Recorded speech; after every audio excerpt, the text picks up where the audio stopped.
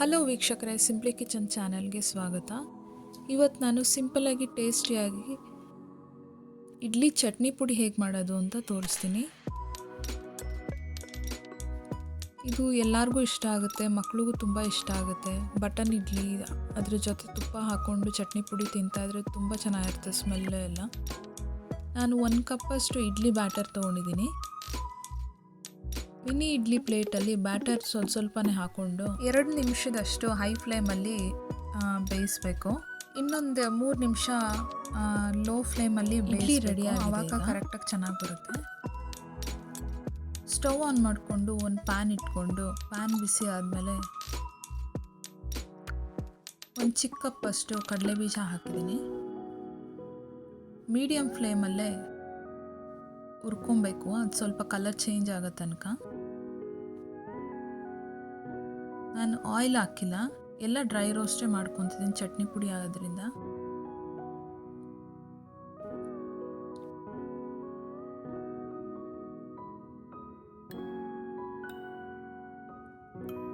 ಇದಕ್ಕೆ ಅರ್ಧ ಕಪ್ಪಷ್ಟು ಒಣಗಿರೋ ಕೊಬ್ಬರಿ ಹಾಕ್ತಿದ್ದೀನಿ.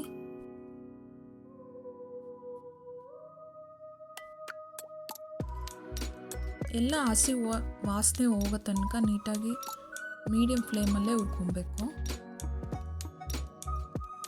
5 ಬ್ಯಾಡಗೆ ಮೆಣಸಿನ್ಕಾಯಿ, 4 ಖಾರದ ಮೆಣಸಿನ್ಕಾಯಿ ಹಾಕಿದ್ದೀನಿ.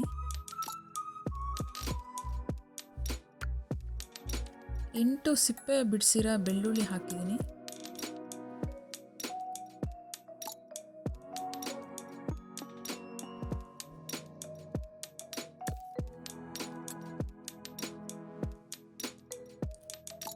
ಈಗ ಎಲ್ಲ ತಿರುಗಿಸ್ಕೊತ ಹಸಿ ವಾಸನೆ ಹೋಗೋ ತನಕ ಹುರ್ಕೊಬೇಕು.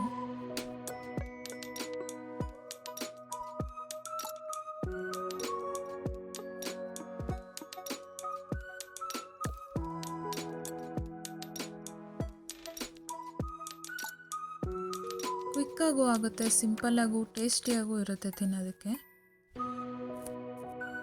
ಈ ಥರ ಚಟ್ನಿ ಪುಡಿ ಮಾಡ್ಕೊಂಡು ಇಟ್ಕೊಂಡ್ರೆ ನೀವು ದೋಸೆಗೆ, ಇಡ್ಲಿಗೆ, ಯಾವುದ್ರ ಜೊತೆ ಆದರೂ ತುಂಬ ಚೆನ್ನಾಗಿರುತ್ತೆ. ತುಪ್ಪ ಹಾಕ್ಕೊಂಡು ತಿಂತಿದ್ರೆ ಎಲ್ಲರಿಗೂ ಇಷ್ಟ ಆಗುತ್ತೆ.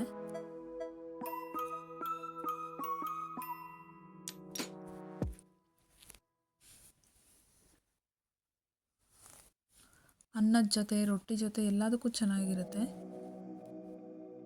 ಈ ಥರ ಮಾಡ್ಕೊಂಡು ಇಟ್ಕೊಂಡ್ರೆ ಬಿಸಿ ಅನ್ನ ಮಾಡಿಕೊಂಡು ಇನ್ಸ್ಟೆಂಟಾಗಿ ಯಾವುದಕ್ಕೆ ಬೇಕಾದರೂ ಹಾಕ್ಕೊಂಡು ತಿನ್ಬೋದು.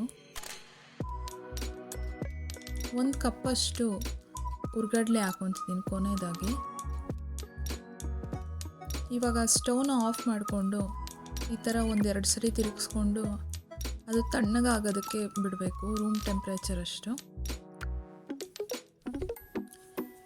ತಣ್ಣಗಾಗಿಲ್ಲ ಅಂದರೆ ಎಲ್ಲ ಎಣ್ಣೆ ಅಂಶ ಬಿಟ್ಕೊಂಡು ಬಿಸಿ ಇರಬೇಕಾದ್ರೇ ಗ್ರೈಂಡ್ ಮಾಡಿದ್ರೆ.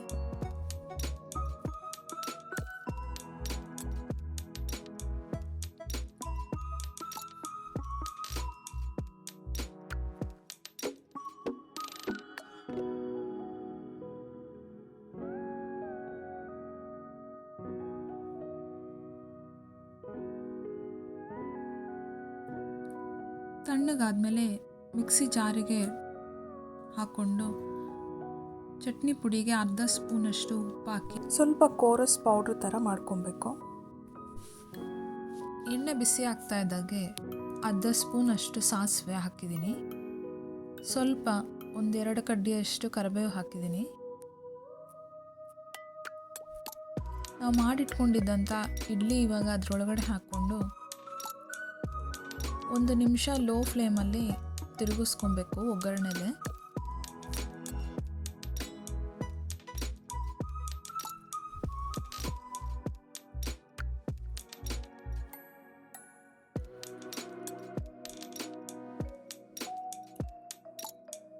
ಈ ಥರ ತಿರುಗಿಸ್ಕೊಂಡಾದ್ಮೇಲೆ ಈಗ ಸ್ಟವನ್ನು ಆಫ್ ಮಾಡಿಕೊಂಡು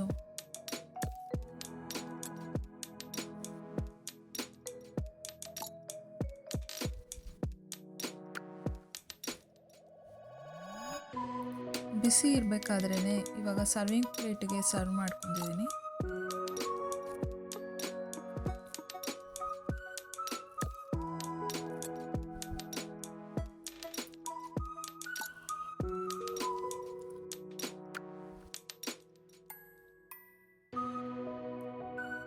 ಸರ್ವಿಂಗ್ ಪ್ಲೇಟಿಗೆ ಸರ್ವ್ ಮಾಡಿಕೊಂಡು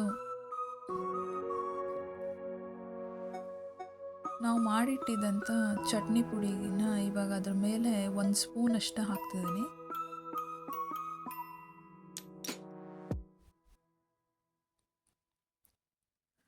ಈ ಥರ ಮಾಡ್ಕೊಬೇಕು. ತುಂಬ ಫೈನ್ ಪೌಡ್ರೂ ಮಾಡ್ಕೊಬಾರ್ದು, ತುಂಬ ದಪ್ಪ ದಪ್ಪನೂ ಇರಬಾರ್ದು.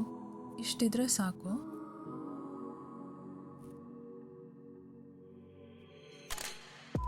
ಈಗ ಅದರ ಮೇಲೆ 1 ಸ್ಪೂನಷ್ಟು ತುಪ್ಪ ಹಾಕಿ ಬಿಸಿ ಬಿಸಿ ಇರಬೇಕಾದ್ರೆ ಸರ್ವ್ ಮಾಡಿದ್ರೆ ತಿಂದರೆ ತುಂಬ ಚೆನ್ನಾಗಿರುತ್ತೆ. ಎಷ್ಟು ತಿಂತಾಯಿದ್ರೂ ಗೊತ್ತೇ ಆಗಲ್ಲ. ಟೇಸ್ಟ್ ಅಷ್ಟು ತುಂಬ ಚೆನ್ನಾಗಿರುತ್ತೆ.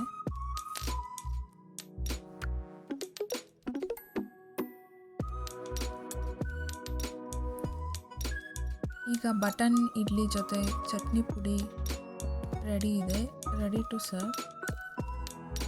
ನಾನು ಮಾಡಿರೋದು ನಿಮ್ಗೆ ಇಷ್ಟ ಆದರೆ ಲೈಕ್ ಮಾಡಿ, ಸಬ್ಸ್ಕ್ರೈಬ್ ಮಾಡಿ. Thank you for watching.